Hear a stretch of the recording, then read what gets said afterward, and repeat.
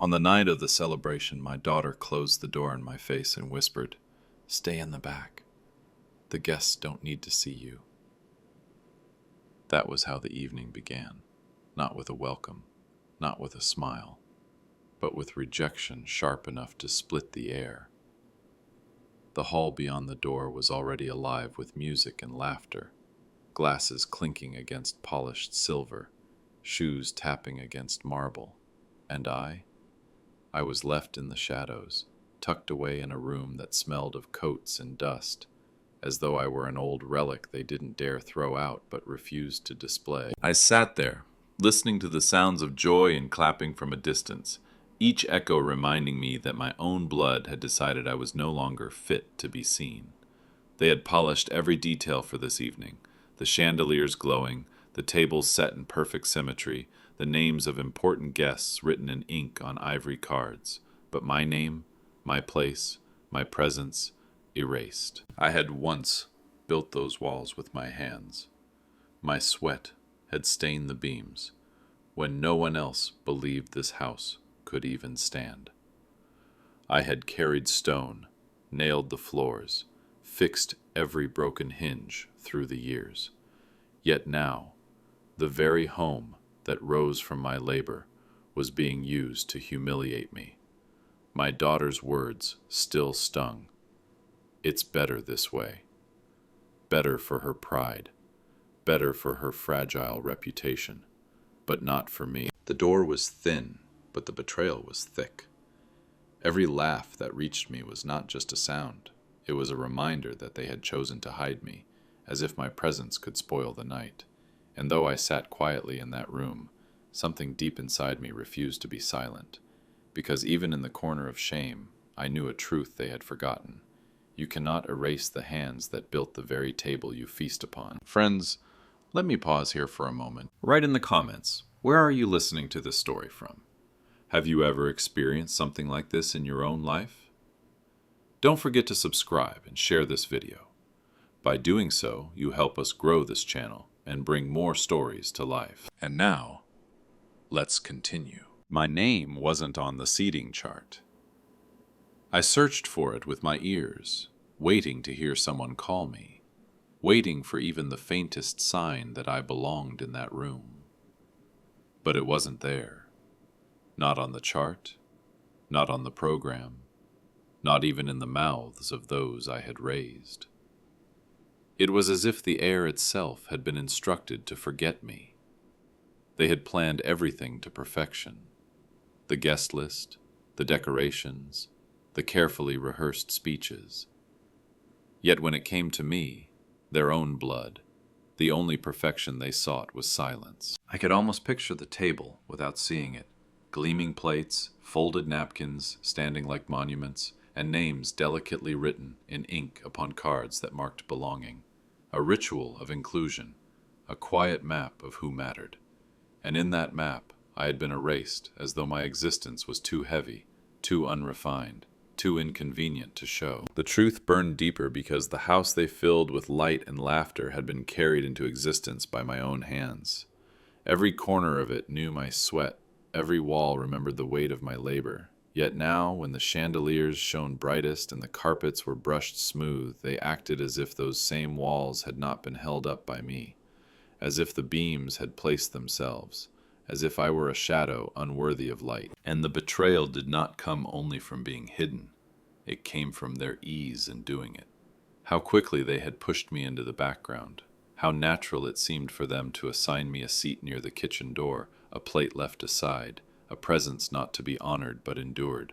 They did not argue among themselves, did not hesitate. No one defended me. It was as if they had agreed long before that the safest way to polish their image was to erase me from it. What struck me hardest was not that strangers ignored me, but that my own blood carried the ink that crossed out my name. A daughter who once held my hand on her first day of school now pretended I had no place in her proudest moment. A family who owed their comfort to my calloused palms decided that comfort was worth more than dignity, worth more than truth, worth more than me. I sat in the darkened room, hearing the sound of applause rising as another toast was made, and though no one spoke my name, it lived inside me with a weight heavier than their silence. They could erase me from their papers, from their programs, even from their introductions, but they could not erase the truth that without me, none of what they celebrated would stand. And sooner or later that truth would break through their polished lies, like light seeping through a locked door. They pulled the curtains tighter, as though fabric could erase flesh, as though a shadow drawn across a window could blot out the years I had given. I heard the swish of the heavy drapes being drawn, the clatter of rings against the rod, and then the muted silence that followed. It was not the silence of peace. It was the silence of shame, carefully manufactured to keep me hidden, like dust swept under a rug before the guests arrive. My presence had become a stain in their eyes, something to conceal while they polished their laughter and prepared their masks of pride. From my place in the back room, I felt the weight of those curtains as if they had been wrapped around me. The air was thick, as though the fabric itself pressed against my chest, suffocating me with their judgment. I imagined them on the other side, sipping wine, their voices lilting higher with each glass, speaking of achievements, successes, and the brilliance of a family they wanted the world to see. Yet every word they spoke was built upon a lie, the lie of absence, the lie that I did not exist. It was strange to realize how fragile their pride was, that it needed my erasure to survive. They believed their lives would shine brighter if my shadow was removed. They thought they could tighten a curtain, and in doing so, tighten the memory of who I was, what I had done, how much I had given. To them, I was no longer a father, a builder, a man. They had reduced me to a blemish on their portrait, something to be cropped away before hanging the frame. The betrayal stung sharper with every muffled laugh that slipped beneath the fabric. Curtains are supposed to soften light, to make a room warmer, but these curtains became walls, barriers raised against me, weapons of exclusion. They told me with every inch of fabric drawn that my story did not belong in their narrative, that my face would disturb the perfect picture they wished to paint for others. And yet, as I sat in that dim room, a part of me began to rise against their concealment. I knew something they did not. Shame does not vanish when hidden. It festers. It grows stronger the more it is buried. And truth waits like a storm outside a locked window, patient but unrelenting, until one day it breaks the glass and pours in. They could draw the curtains, they could silence my name, but they could not rewrite the fact that the foundation they stood upon had been laid by the very man they tried to erase. Through the thin walls her voice reached me, sharp, hushed, but clear enough to pierce straight through the air and into my chest. If he sits there, they'll all laugh at us. Those words, spoken by my own daughter, struck harder than any insult from a stranger ever could. Silence had already wounded me, but this was different. This was betrayal, dressed in the voice I once sang lullabies to. I sat frozen, the echoes of her sentence repeating like a cruel refrain. She was ashamed of me, ashamed of the hands that had once held her steady when she learned to walk, ashamed of the back that bent under weight so her world could be lighter, ashamed of the scars etched into my skin from years of labor that had paved her comfort. The same hands that carved her path forward now branded her with humiliation. There are many ways a heart can break, but few compare to the moment when your own blood wishes you invisible. I could hear her pacing, restless, whispering with hurried breath, certain no one beyond the curtain could catch her words, but I caught every syllable. She feared not what I had done wrong, but how I would look to others, how the sight of me, in my worn suit and weathered face, would tarnish her carefully polished image. Her fear of mockery weighed more than her loyalty to the man who had once gone hungry so she would never have to. In that moment, the room around me grew colder. The sounds of celebration outside faded into a blur, as if the world itself had stepped back to let her words echo louder. I tried to tell myself I had expected this, that their secrecy, their silence, their efforts to hide me had already revealed how little space they wanted me to occupy. But expecting betrayal does not soften its blow. The knife of her whisper cut deeper because it came wrapped in the voice of the child I had loved without condition. And still, beneath the wound, something inside me held steady. Shame may have stained me in her eyes, but truth remained untouched. I had been her provider, her protector, her foundation, and no amount of whispered betrayal could erase the fact that everything she celebrated that night, her success, her pride, her world, was built on the back of the very man she wanted hidden away. They left a plate for me, but not at the table.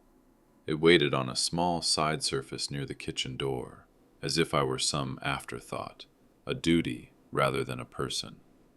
A plate not offered with love or honor, but set down in quiet obligation, the way you leave food for a stray that keeps returning. I sat there, staring at it, the porcelain gleaming under the dim light, and it told me everything I already knew. I was not a guest that evening. I was a tolerated shadow, permitted only because erasing me entirely might draw questions they were not ready to answer. The sounds of knives against fine china echoed from the hall, followed by bursts of laughter that swelled like waves and then receded again. Each ripple of joy pressed harder against the walls that confined me. I could almost smell the roast being carved, the warm bread being passed around, the clinking of glasses filled with wine too expensive for me to have ever poured for myself. Yet, despite my nearness, I was worlds away, cut off from the very feast in the house I had built with hands that had blistered and bled. The plate before me was filled, yes, but stripped of meaning. It carried no welcome, no warmth, no acknowledgement of worth. It was simply food, placed as a reminder, you may eat, but you will not belong. I remembered the years when I had sat at the head of smaller tables, when my presence was not an embarrassment but the center of gratitude. My children once fought to sit closer to me, to share from my plate, to ask me for stories while the soup was passed.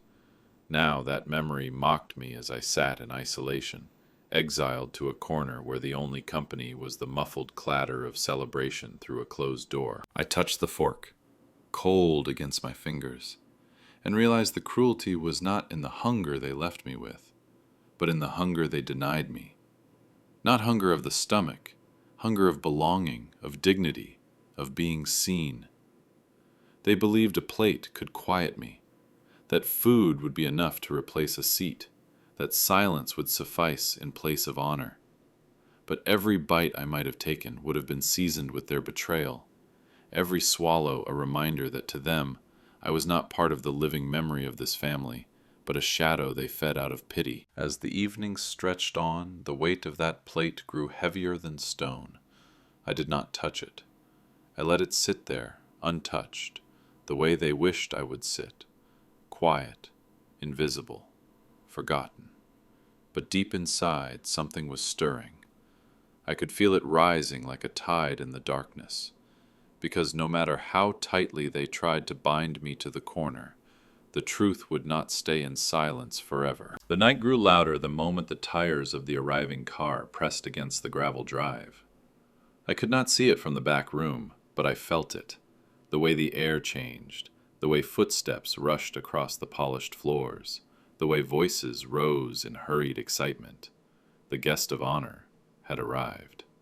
Applause broke like thunder through the hall, glasses lifted high, and every face turned toward the grand entrance. They wanted the perfect image, the perfect reception, the kind of moment that would be remembered, photographed, and retold. I listened to the frenzy unfold, the clamor of chairs pushed back as if the very act of standing taller could win favor. My absence, they thought, had already been neatly buried behind curtains and whispers. To them, I was no more than a smudge they had successfully hidden from the frame. In their minds, no one important would ask about me. No one would notice I was missing. No one would care enough to wonder why a father, a builder, a man whose very labor gave them this home, was not among them to greet their honored guest. I heard the door swing open, the swell of voices wrapping around a single figure. Compliments, laughter, introductions poured forth like a rehearsed chorus. My daughter's voice was there too, bright, rehearsed, dripping with pride as she welcomed him in. She spoke with a tone polished to perfection, a performance meant to shine in front of others, the same voice that had cracked only hours earlier when she whispered that I was shame. To them, this guest was everything, the seal of approval, the crown on their evening, the proof that they were worthy of recognition. But what they failed to realize was that every performance hides a flaw. Every stage conceals a shadow. Their flaw was me. Their shadow was me. And no matter how tightly they pulled their curtains, no matter how carefully they rehearsed their lies, truth has a way of walking through the same doors applause cannot drown. I sat in my corner, still as stone, listening to the way they poured themselves out for him, the way they rushed to offer their hands, their smiles, their respect. I could picture it without seeing, the polished shoes, the gleaming smiles, the masks so firmly fixed that even their own skin must have burned beneath them. They did not think of me. They did not care to. For them, the story of the night had already been written, and my name had been torn from its pages. But what they did not know, what they could not have foreseen, was that a single man's eyes were sharper than all their curtains, and his silence, when it came, would be louder than all their applause. My absence was their victory, until it became the one thing they could not explain away. The guest of honor stepped through the doorway with a smile that lifted the whole room. Applause erupted like a storm. Glasses clinked, voices rose higher, and every face strained toward him with desperate eagerness. He was the man they had polished this night for, the one whose presence was meant to seal their status, to crown their pride. My daughter, radiant in her practiced poise, reached for his hand as though she had rehearsed that moment 100 times.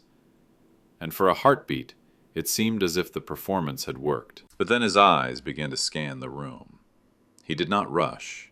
He looked slowly, carefully, searching each table, each cluster of faces, as if he carried in his mind the image of someone who should have been there. The smile held a moment longer, faltered, and then disappeared altogether. The air shifted at once. His brow tightened. The laughter stumbled.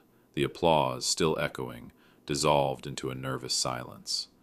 And then came the words, simple, unshaken, cutting through the hall sharper than the strike of a blade. "Where is he?" It was not a casual question. It was not asked lightly or without intent. It carried weight, an expectation, the kind of demand that silences excuses before they are spoken. The voices that had soared seconds earlier fell to nothing. Chairs stood frozen in half turns. Hands hung in midair. My daughter's smile, so carefully painted, faltered at the edges.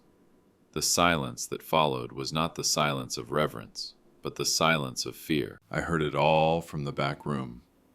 My heart slammed against my ribs, not from pride, not from vindication, but from the deep ache of knowing that someone, at least one person, remembered me when my own family tried to erase me.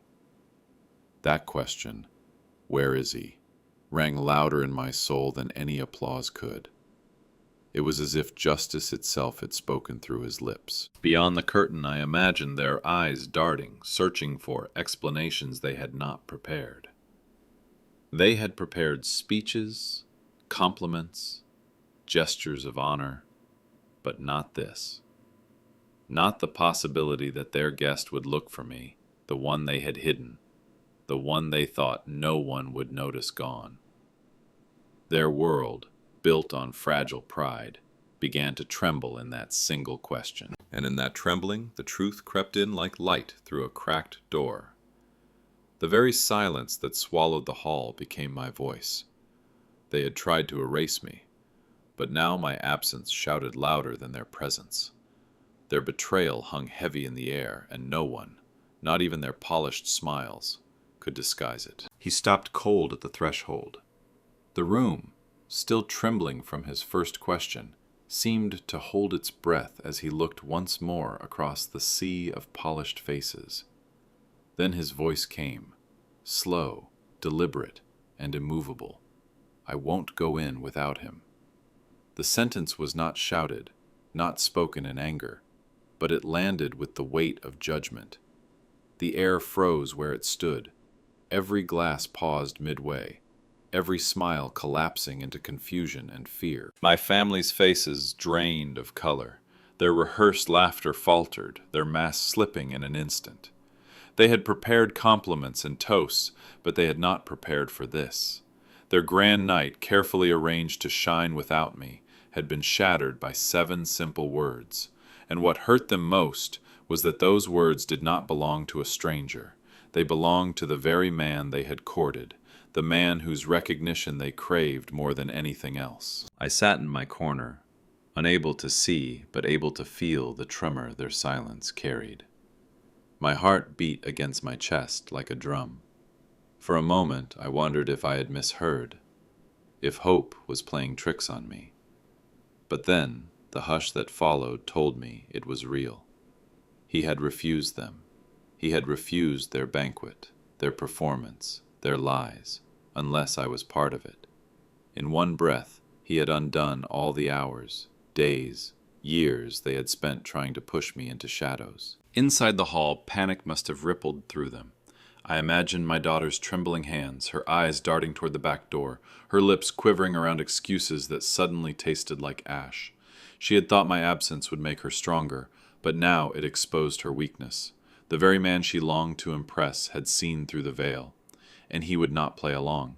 The words, "I won't go in without him," hung in the air like a verdict. They did not simply demand my presence, they exposed my family's shame. For what does it say when a guest must insist upon the presence of the host? What does it reveal when dignity must be borrowed from another's voice? When love must be demanded by someone outside the bloodline? It revealed everything. Their betrayal, their selfish pride, their cowardice, all of it stood naked before the room. And still I sat in silence, the curtain between us heavy as stone. But in that moment, I was no longer the shadow. They were. It was their laughter, their pride, their masks that had been cast into the darkness. Justice, unexpected and undeniable, had stepped into the doorway and refused to cross it until the truth was acknowledged. They rushed with excuses, stumbling over their words like children caught in a lie. "He's tired. He isn't feeling well. He prefers to stay back." Each phrase fell weaker than the one before it, crumbling under the weight of their desperation. Their voices, so polished moments earlier, now trembled with strain. The confidence they had paraded dissolved into panic, and their excuses stacked like brittle twigs against the steady wind of truth. But the guest of honor did not flinch. His gaze, sharp and unyielding, cut through their lies with the ease of a blade through silk. He did not raise his voice. He did not scold. He simply stood there, refusing to move, his silence louder than their babbling explanations. And with every heartbeat of that silence, the room shrank around them. The chandeliers still glowed, the tables still glittered, yet everything in that hall seemed dimmed, exposed, and ashamed under his eyes. I imagined them shifting in their seats, sweat gathering at their temples, their pride slipping from their shoulders like a cloak that no longer fit. They had built their evening on performance, on the careful illusion that they were whole without me, respectable without me, greater without me. And now, in front of the very man they sought to impress, that illusion crumbled into dust. Their lies did not protect them. They betrayed them further, each word a confession that they had indeed hidden me. From the back room, I heard every broken excuse and felt a strange stillness rise within me. For years I had carried their shame as though it were my own. I had bowed my head when they dismissed me, stayed silent when they mocked me, swallowed my hurt so their pride could breathe. But now, for the first time, it was not me who stood naked under judgment. It was them. Their shame was theirs to carry, no longer mine. The guest of honor's refusal lingered in the air, like a commandment written in stone. I would not be erased. Not tonight. Not ever again. His eyes did not waver. His feet did not cross the threshold. And in his stillness, he gave me something my own family had denied me for years: recognition. The house I had built, the hall I had raised, the family I had given my life for, they had tried to silence me. But truth had found a louder voice, one they could not smother with curtains or whispers. And as their stammered lies cracked under his gaze, I knew a turning point had come. The night no longer belonged to them. Bring him. The words landed like stone on glass, shattering the last fragile illusions that held the room together. He did not shout them. He did not plead. He spoke with a quiet authority that carried more weight than any roar could. It was not a request. It was not an option to be considered.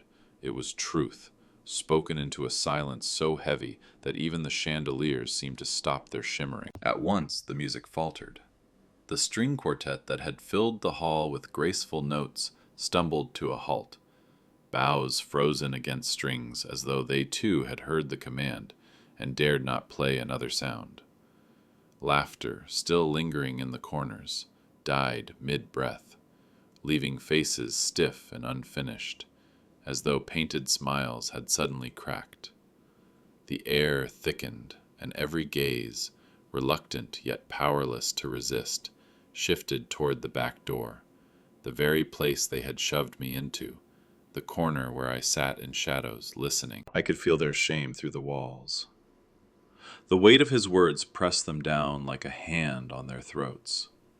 They had been so eager to erase me, to silence me, to pretend I was a blemish best left unseen.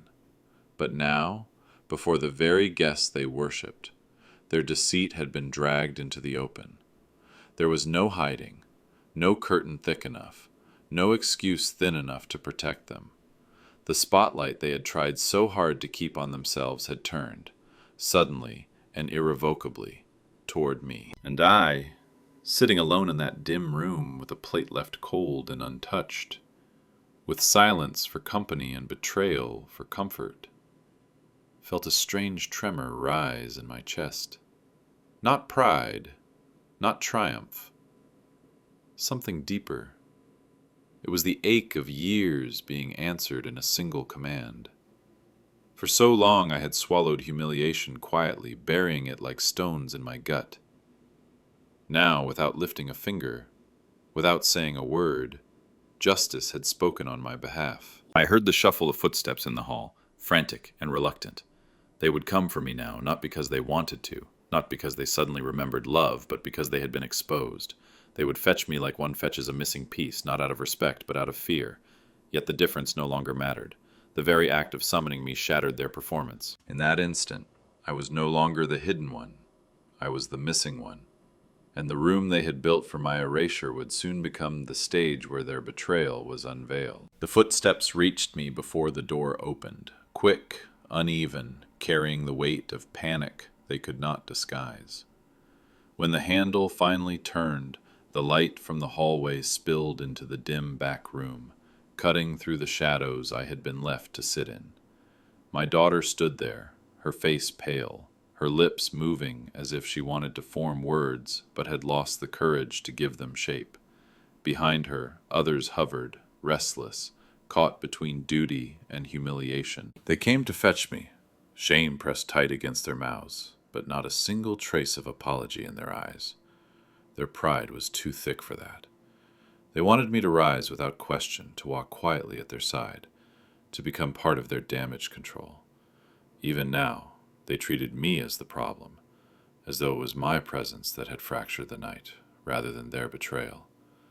I could feel it in the way they avoided my gaze, in the way their voices stumbled around rehearsed politeness that rang hollow.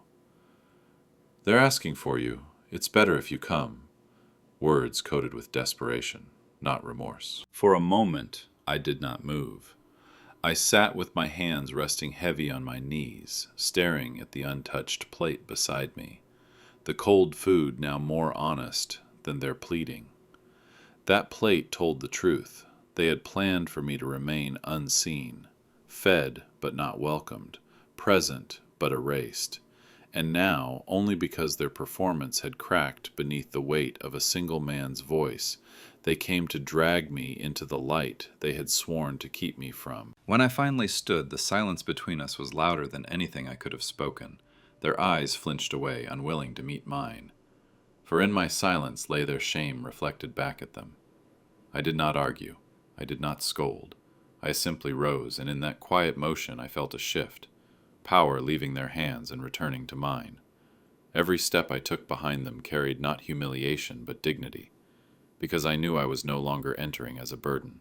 I was being demanded, summoned by a truth they could not bend. We walked through the corridor toward the hall, the air growing heavier with each step. I could already hear the hush on the other side, the weight of waiting eyes, the tension strung tight across the silence of the crowd. They had wanted me to remain invisible, and now I would walk into a room where every gaze would turn to me, where every lie they had told would wither in the presence of my arrival. And though they wished I would bow my head, shuffle quietly, blend into the corner as always, I knew I would not, for this was no longer their night, no longer their performance. This was the moment the truth they had buried rose to its feet and walked. I walked through the hallway slowly, each step heavier than stone, yet steadier than I had ever felt. The walls I had once plastered with my own hands seemed to watch me now, the house itself remembering what my family had tried to erase. The corridors stretched long, lined with polished shoes, sparkling dresses, and faces frozen in uncomfortable silence. Their eyes followed me, some wide with shock, others narrowing with disdain, every glance cutting against my skin like sharpened glass. But for the first time, their stares did not reduce me, they revealed them. They revealed the shallow pride that had hidden me, the cowardice that had locked me away, the betrayal that now hung on display for all to see. The sound of my footsteps echoed, slow and deliberate, each one louder than the last. With every step, I felt something rise inside me, something they had tried for years to bury. Dignity.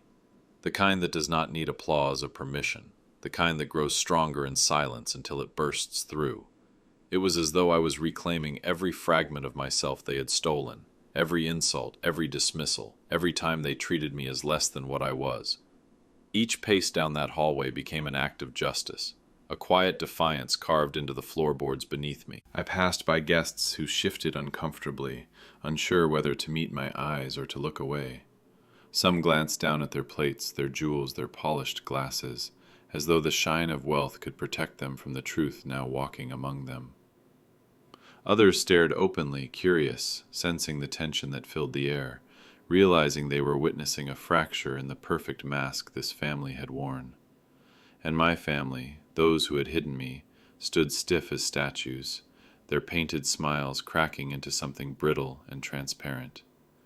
They wanted me invisible, and now every eye in the hall was fixed on me. I felt no need to hurry. The distance from the back door to the heart of the room was not long, but I stretched it, making every second count. For once, I was not being ushered in, not being told to sit down quickly, not being silenced with a wave of the hand. For once, I entered on my own terms, even if they had been forced into it by another man's command. And in that deliberate walk, I understood something. They could hide me in back rooms. They could erase my name from programs. They could whisper their shame in secret, but they could not take away my right to stand. By the time I reached the center of the hall, I felt taller than I had in years. Their daggers of disdain no longer pierced me. They bounced off the armor I had forged from silence and scars. And though the room remained hushed, though the weight of unspoken judgment hung heavy, I knew this truth had already been written in the air. I had crossed the distance from shadow to light, and no curtain could ever cover me again. The hall was silent when I stopped walking, the kind of silence that bends the air until it feels almost sacred, though no reverence had been meant for me. Faces turned, lips pressed tight, pride collapsed into fear, and then before I could even breathe, he moved. The guest of honor, the man they had prepared this entire night to impress, strode toward me with a certainty that parted the crowd like water. His steps did not hesitate, his eyes did not waver, and when he reached me, he did not extend a hand with the polite distance of formality. He opened his arms wide and drew me into an embrace that shook the entire room. "There you are," he said, his voice not softened for privacy, but carried high and clear, loud enough to pierce every ear and crush every lie. His words wrapped around me like a mantle, and in that moment I felt seen in a way my own family had denied me for years. His arms, firm and unwavering, spoke what no one else had dared. "You matter." He stepped back only enough to look me in the eye, then turned his voice outward, casting it like a stone across the room. "The man who built the foundation of this home." It was not flattery. It was truth, spoken plainly, unmistakably, and with such conviction that not one soul in the hall could pretend otherwise. The walls seemed to tremble at the weight of it. Those who had laughed so freely earlier now lowered their heads, unable to bear the sight of the dignity they had stolen being returned to me in front of them all. The chandeliers above, once symbols of their pride, now seemed to blaze with light meant not for their glory, but for the unveiling of their shame. I stood there, embraced not only by him, but by justice itself. For so long I had been hidden, silenced, reduced to nothing more than an afterthought. Yet in a single moment, in a voice not my own, I was restored, not as a burden tolerated, not as a shadow excused, but as the very cornerstone they had built their lives upon. My daughter, who had once whispered that I would make them a laughingstock, could not meet my eyes. She stared at the floor, as if it might open and swallow her. The others shifted in their seats, their pride unraveling thread by thread, exposed in the merciless clarity of truth. And yet, I did not gloat. I did not smile in triumph. My silence was not revenge. It was dignity. Because I had nothing to prove. It was they who had written me out of their story. And now another man, with nothing to gain, had written me back in with a single sentence that would echo longer than their whispers ever could. The hall remained hushed, but the silence had changed. It no longer carried their power. It carried mine. The hall went silent, utterly, unbearably silent. It was the kind of silence that does not soothe but suffocates, a silence so thick it pressed against the chest and forced the truth into every corner of the room. A moment earlier, this place had overflowed with laughter, polished words, and the hollow sound of glasses colliding in false celebration. Now all of it had died. What remained was stillness, heavy and unrelenting, the kind that strips away pretense and leaves only raw truth behind. My daughter lowered her head, the same head she had held high all evening in her fragile performance of pride. She did not dare to look at me, nor at the man who had embraced me and spoken the truth she had buried. I could see her shoulders trembling, her mask shattered, her hands gripping each other so tightly that the knuckles whitened. She had spent so long pretending my presence was a stain, Yet in the silence, it was her absence of courage that stood out like a wound. The others followed one by one, their voices strangled before they could form, their faces drained of the confidence that had seemed endless when I was hidden. The very mouths that had once whispered that I did not belong, the mouths that had mocked my work, my clothes, my silence, those same mouths now refused to open. Shame locked their jaws tighter than chains. They sat with their pride collapsing inward, their power leaking away with each passing second of stillness. And I stood there, not triumphant, not vengeful, but calm. For the silence did not belong to them anymore. It belonged to me.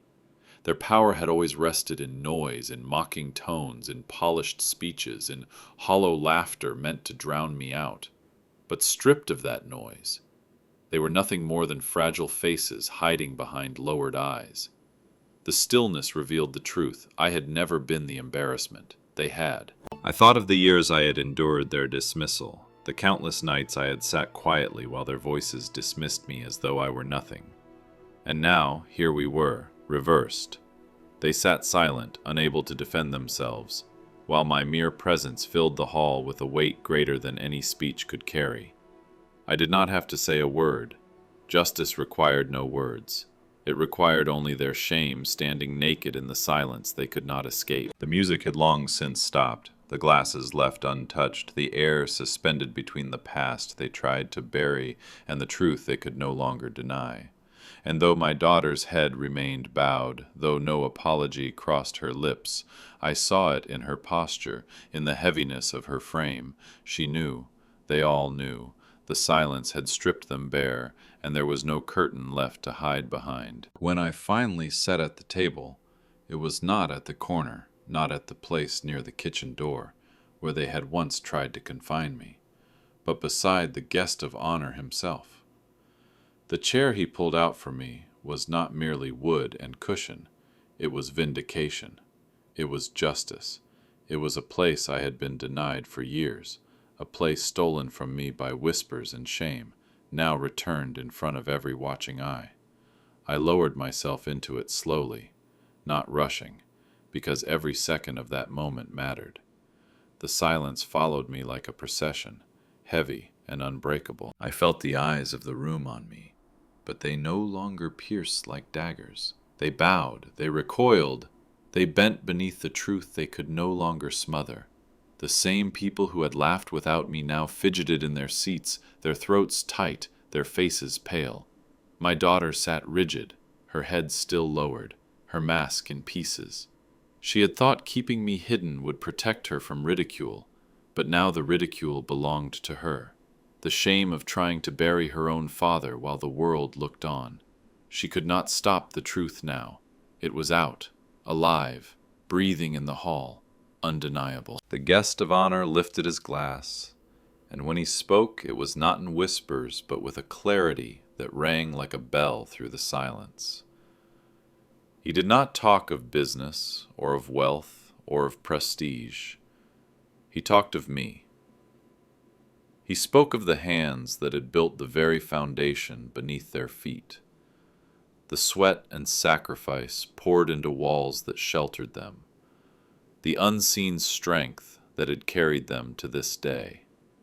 His words were not flattery, they were testimony, and though my family shifted in discomfort, no one dared to deny him, because to deny him would be to deny the truth itself. As I sat there beside him, I realized that justice had not come with shouting, nor with revenge. It had come with presence, with the simple, undeniable fact that I was still here. They had tried to erase me with silence, with curtains, with shame, but I endured. And now, before every guest, every polished face, I was restored.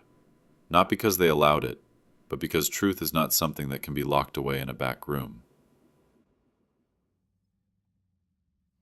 The food before me, untouched until then, no longer tasted of pity. It tasted of belonging.